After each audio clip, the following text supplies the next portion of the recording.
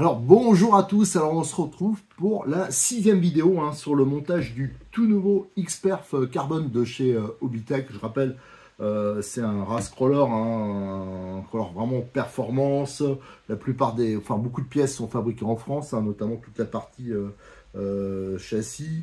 On a des pièces quand même plutôt haut de gamme, notamment toutes les pièces laiton, ça je vous l'ai montré dans les vidéos précédentes. Et là, la voiture, elle appartient à Cyril de Modélis 34 qui me l'a prêté en attendant que je puisse éventuellement en avoir un et on pourra faire les tests avec. Donc je rappelle que Cyril, il vous propose, je le mets au début de chaque vidéo et ça c'est important, vous avez un code promo qui est valable, je le précise parce que ça a du mal à rentrer, qu'il faut être enregistré. Pour que vous voyez la petite case pour mettre ce code promo, donc ça vous donne 5% toute l'année, et en plus quand vous prenez un kit 1/10 ou 1/8 chez lui, il vous offre un kit dépannage. J'en ai un là justement, comme je l'ai eu avec la voiture, donc dedans il y a du double face, des colliers, des roulements, de la visserie, des cerclips, tout ça, donc ça c'est bien quand on n'a rien, ça vous permet d'avoir une base pour se dépanner, pour pas se retrouver comme une truffe parce qu'on a perdu un cerclip ou on a perdu un écrou de roue. C'est vrai que quand on ne fait pas de RC, généralement on n'a pas ces petites pièces de la visserie aussi petite à la maison, ni des roulements de cette taille-là. Alors, sur la vidéo précédente, on a monté les biellettes. Je rappelle que le châssis, il y a déjà les biellettes du centre là qui sont assemblées. Là, c'était les biellettes côté châssis. Donc ça, on les a assemblés. On a vu que là, ça manquait un peu de précision au niveau de notice. Il y aurait moyen d'améliorer ça. Et on a nos ponts là, qui sont déjà assemblés. Là, c'était un gros morceau. Tiens, j'en profite pour rappeler, quand vous achetez cette voiture, si vous choisissez un cerveau, il faut les prendre pas trop haut. Là, on a une taille maxi de 26,5, 27 sous la patte du cerveau. Ça, c'est important. Autrement, vous n'arriverez pas à monter l'ensemble. Donc ça, c'était une précision que je vais rappeler d'ailleurs sur les commentaires des vidéos. Là, on va monter les fameux amortisseurs Wolf. Alors ça, on le retrouve sur plein de voitures. Surtout, il y a des marques, apparemment, les amortisseurs, ils fuient assez facilement. Mais pourtant, elles sont chères, ces marques. Ils montent ça. Donc là, c'est d'entrer dessus. J'avoue que pour moi, alors là, je suis en pleine... là, je ne connais pas les réglages. Je pense que beaucoup d'ailleurs de ceux qui utilisent ça, ils ne savent pas. Parce que c'est un peu... disons que ce qui est sympa, c'est que c'est des ressorts internes. Mais c'est vrai que pour le réglage, ça oblige à chaque fois de démonter. Alors là, il y a sur leur notice, comment dire, animée, ils indiquent référez-vous à la notice des amortisseurs Wolf. Bon voilà, ça j'aurais préféré, donc pour ça j'incite là-dessus, mais une notice papier pour ça. Alors du coup, je l'ai scanné cette notice et elle est aussi dispo sur ce que j'avais publié pour le CRX2, parce que quand vous achetez le CRX2, vous aviez une notice papier avec les réglages. Donc ça, je vais vous le mettre tout de suite sur la vidéo et après on va attaquer le montage. Alors je vais vous mettre en incrustation deux extraits de la notice du CRX2 qui parle de ces fameux amortisseurs Wolf. Donc la première, on voit un éclaté, ces amortisseurs, et ça ressemble, voilà, j'allais dire que c'est assez classique, enfin non, c'est pas du tout classique, mais ça ressemble quand même dans son principe à des amortisseurs qu'on peut retrouver sur un TT1 8e. Les différences, c'est qu'il n'y a pas de ressort externe, donc pas de coupelle, pas de molette de réglage, et que les ressorts sont à l'intérieur. Et surtout qu'il y a deux ressorts, il y a un ressort de chaque côté du piston. Alors, ça veut dire que vous verrez quand je vous montrerai les pièces, il y a beaucoup de ressorts qui sont livrés avec la voiture, donc ça veut dire qu'il y a de multiples possibilités de réglage. Donc, pour faire le réglage, ça impose à chaque fois de démonter les amortisseurs. C'est un peu voilà, défaut. Mais apparemment, ils seraient redoutables, ces amortisseurs Wolf. Donc, on verra ça. Le deuxième extrait que voici, c'est... là, ça parle de réglage. Ouais, vous avez le montage conseillé, le montage type réaliste. Donc, il y a de multiples possibilités. On voit que si on utilise le montage conseillé, là, c'était pour le CRX2. Pour le Xperf, normalement, ça doit être encore un peu plus extrême. On a le petit ressort mou en bas et le ressort moyen mou. Alors, qu'est-ce qu'ils veulent dire par moyen mou? Bon, ça, on verra. en haut. Et pour le réalisme, le ressort moyen mou en bas et le petit ressort mou en haut. Donc voir ce que ça fait, je pense que ça c'est réaliste, c'est un peu plus, peut-être un peu plus de garde au sol.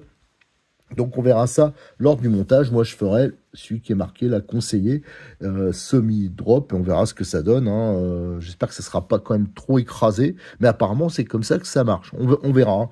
Je vous dis, moi je suis absolument pas spécialiste du crawler. Donc voilà des réglages. Mais je me méfie toujours un peu. Parce que des fois je vois des montages qui me paraissent... étrange un peu, mais bon, je vous dis, hein, moi je suis pas spécialiste, mais notamment ce que j'ai aimé dans le Xperf, c'est justement que les masses, elles sont au niveau des ponts. C'est pas souvent on voit des montages avec au niveau du lest, au niveau des châssis, tout ça. Je me dis, mais ça sert à rien, quoi. Ça remonte juste les masses, mais ça donne pas vraiment de pression au sol au niveau des pneus, quoi. C'est voilà, bon. Je vous dis, après, c'est à découvrir. Avec le Xperf, justement, je pourrais un peu plus découvrir le crawler au niveau performance. Voilà, c'est ça. Allez, go, on va monter ces amortisseurs. J'ai mis devant moi les pièces pour les amortisseurs et le bidon d'huile. Alors, le bidon d'huile, je peux vous assurer que ça, c'est vintage. Parce qu'en fin de compte, j'ai pas... faut de la sang. Voilà, ça, c'est bien de la sang. Là-dedans, il faut ultra fluide en huile silicone et j'ai oublié d'en demander à Cyril. Heureusement, comme je fais collection vintage, j'ai ce vieux bidon. Alors, pour ceux qui connaissent, ça date, à mon avis, des années, la fin des années 90. Et l'huile, elle est toujours bonne, donc c'est pas un problème. Donc là, on a notre sang. Alors ici, on a les cordes amortisseurs. Hein. De toute façon, c'est vraiment des belles pièces. Hein. C'est anodisé, bien sûr. C'est des 90 de long. Et vous avez donc le bouchon, oui, contrairement au TT1 8e, par exemple, ou à beaucoup de 1 dixième, on n'a pas le bouchon en haut qui se dévisse. Là, vous avez un bouchon en bas. On a des méplats pour mettre la clé. Alors ça, je ne sais pas si je l'avais noté. Non, je ne l'ai pas noté. Parce que juste à côté de moi, j'ai justement la notice papier du Series 2. Et j'avais pris quelques notes. Là, on aura un joint torique qui va se mettre là. Et là, on a tout l'empilement de joints et de bagues de guidage. Et après, un circlips à la Kyosho qui va se mettre là. Il faudra d'ailleurs faire un peu gaffe au montage. Ici, on a tout ce qui est les pistons. On voit les pistons 4 trous, les fameux joints toriques donc, qui vont se mettre sur le bouchon. Là, on a des cales de différentes épaisseurs en alu. Là, on a ces cales-là. Ça, c'est en fin de compte les entretoises. Il y a les joints et les entretoises. Là, c'est pareil, ça se met dans le bouchon. On a l'échappe. On a les joints toriques silicone ici qui ont une section un peu, je veux dire, un peu carrée. Un peu comme on a sur beaucoup d'Obitech. Donc, à mon avis, beaucoup de leur production, ça doit venir du même endroit. Ici, on a tout ce qui est tige d'amortisseur. Là, je peux vous donner quelques chiffres. Hein. J'ai pris les mesures précédemment. Donc, c'est diamètre 3,5 les tiges. Donc, c'est du balèze pour une longueur de 56,25. Pour les corps, j'avais aussi pris les mesures. Ils ont un diamètre extérieur de 13,45. Le diamètre intérieur, donc les pistons, c'est du 11 aussi. Voilà. Les pistons, ils ont une épaisseur de 2,5. Là, les corps, ils ont une longueur, hein, cette partie-là, de 58. On a ici les rotules à l'intérieur hein, pour l'échappe. C'est des rotules de 5,75. Donc là, ouais, on la visserie. On voit les fameux circlips, les joncs pour le bouchon. Et là, c'est les clips pour tenir le piston. On a les knee-stop. Et ici, alors là, c'est la particularité, vraiment.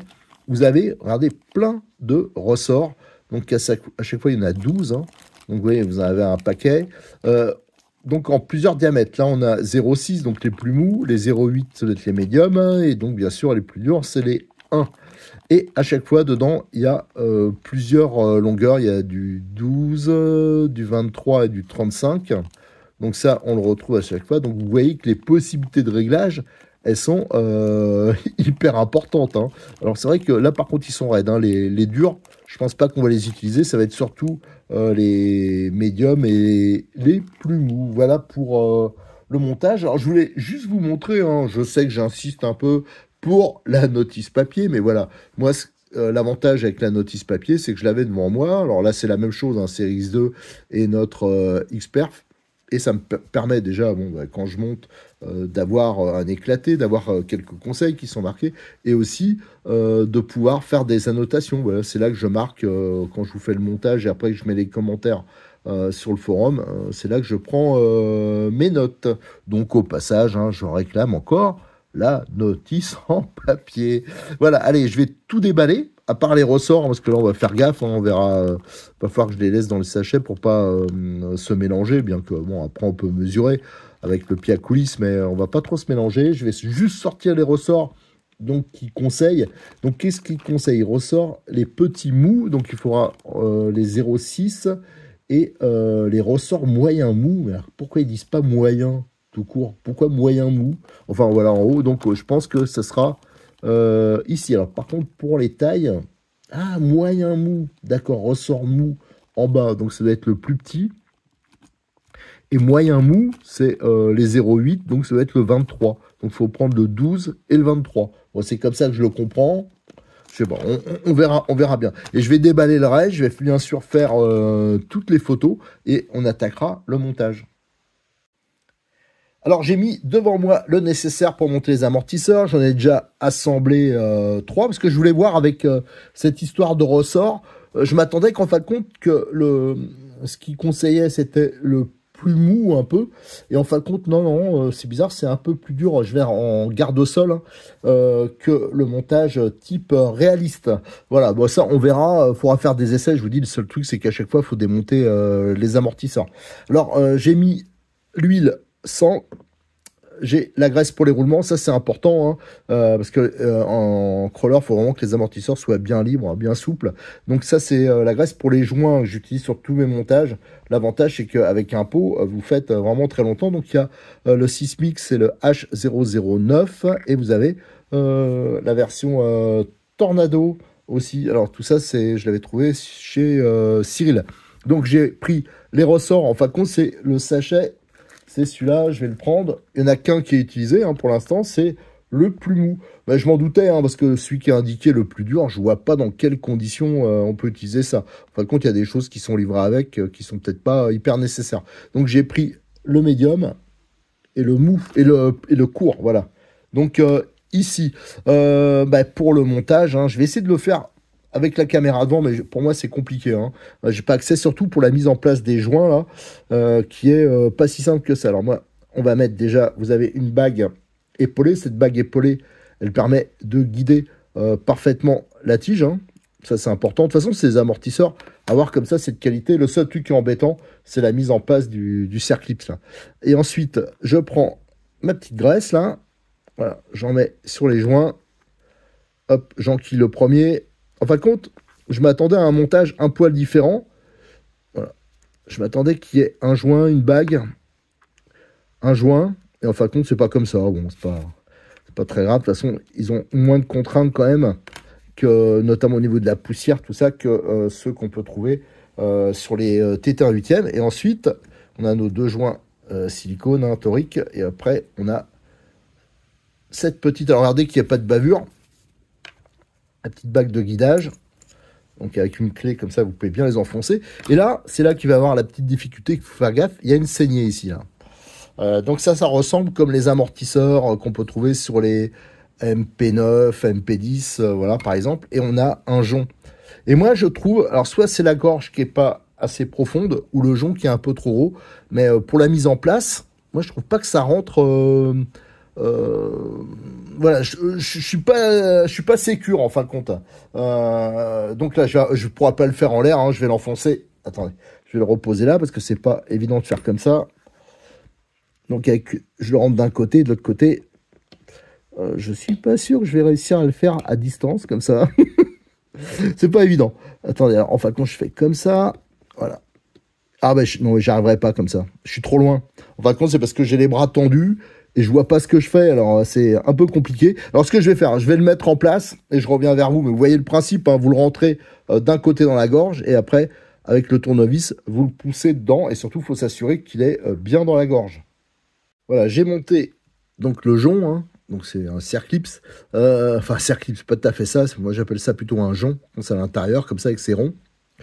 Et moi, je trouve que ça rentre pas assez dans la gorge. Vous voyez, on dirait que ça va se déboîter. Alors, ça se déboîte pas, hein, mais je pense qu'il est un poil trop grand en diamètre. Alors, si ça avait été ma voiture, alors je verrai, hein, je lui ferai peut-être la modif plus tard, mais si je arrive à en récupérer une journée pour moi, j'essaierai déjà de voir si des clips, les serre-clips, les joncs plutôt, type Kyosho, ils iraient pas. Ils sont peut-être un poil plus fins, faudrait que je vérifie. Et si c'est pas bon, voire de le diminuer légèrement en épaisseur. Je pense que ça... Alors, c'est un peu délicat hein, sur une pièce comme ça, mais moi, je voudrais que ça rentre plus facilement et je pense qu'il est un poil trop gros en diamètre. Voilà, enfin, c'est dit. Hop, maintenant, on va passer au montage. Alors, piston, on a donc des serre-clips. Voilà, on va le mettre sur l'arbre. Voilà, nickel. Hop, c'est monté. Là, on s'assure qu'ils sont bien rentrés. Ça, c'est important parce qu'autrement, ça va se mettre en vrac. Hein. Si le cercle s'il se barre, là, bah, le système avec les ressorts en dessous au-dessus, ça marchera plus du tout. Hein. Ça sera complètement... Donc, ça a déséquilibré la voiture. On met le Cerclipse au-dessus. Alors, faites attention, ça, si vous voulez démonter... Alors, normalement, vous n'allez pas le faire tous les 4 matins. Hein. Faites attention, n'hésitez pas à aller changer les Cerclipse s'il faut. Alors, il faut s'assurer qu'ils sont bien dans les gorges. C'est nickel. Ensuite, on prend le ressort. Donc, on a dit que c'était petit ressort mou en bas. Voilà. Donc, ici, on va mettre... Voilà, hop. Du produit, de la graisse avant de le rentrer. Voilà. Et là, on enquille là en le tournant. Moi, je fais comme ça, en tournant, pour que ça soit bien libre. Et après, j'enlève l'excédent. Et là, c'est pas libre comme j'aimerais que ça soit. Mais bon, là, on n'a pas trop le choix. Il faudra donc que ça se fasse un tout petit peu, je pense. Voilà. Mais ouais, ils sont pas tous pareils. Et pourtant, là, il n'y a pas grand-chose à faire. Hein. Bon, ça va, hein, mais je pense que là-dessus, hein, sur un crawler, c'est quand même hyper important que ça soit méga libre hein, au niveau du coulissement. Ensuite, ce qu'on va faire, on va remplir, hop, je vais revenir en arrière, l'amortisseur, le corps d'amortisseur. Donc là, le volume, il faut pas le remplir entièrement hein, parce qu'on risque d'avoir un système, un effet de rebond, ce sera dur à purger, surtout qu'il y a plein de choses là-dedans.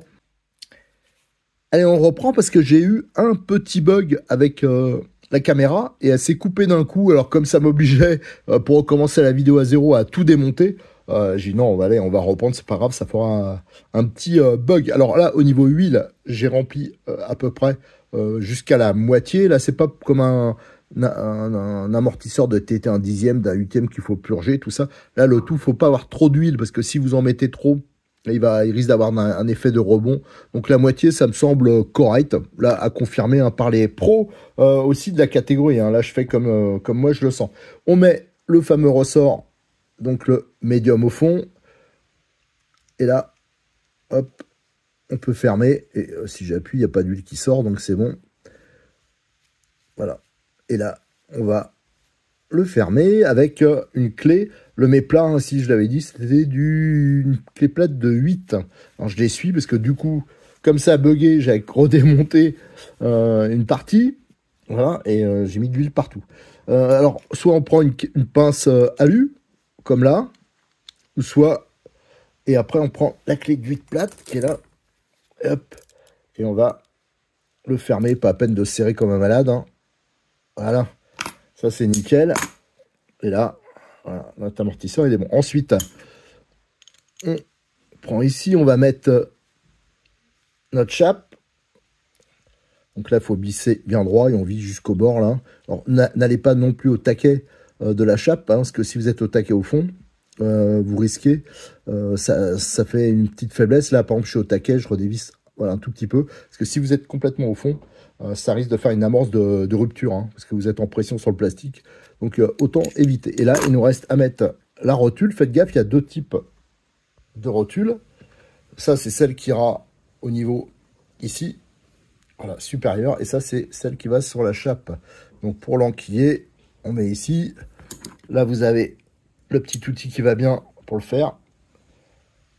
Voilà, j'appuie. Hop. Et là, c'est nickel. Voilà, l'amortisseur, il est bien rempli, c'est nickel. Alors là, j'avais mis bien sûr le joint torique. Hein. Je ne sais pas si je l'avais pu le montrer avec la coupure. Mais en tout cas, les amortisseurs, là, ils fonctionnent plutôt pas mal. Voilà, donc pour cette étape de montage, c'est terminé. La prochaine vidéo, je crois, ça sera l'assemblage des amortisseurs et des ponts sur le châssis. Voilà, alors je vous remercie. Hein, je vous invite bien sûr à liker les vidéos, à vous abonner à notre chaîne, à les partager sur vos réseaux sociaux et à venir nous rejoindre sur le forum de rcmac.com. Et bien sûr, je remercie Cyril de Modix34 hein, pour son aide pour cette vidéo et aussi pour les autres.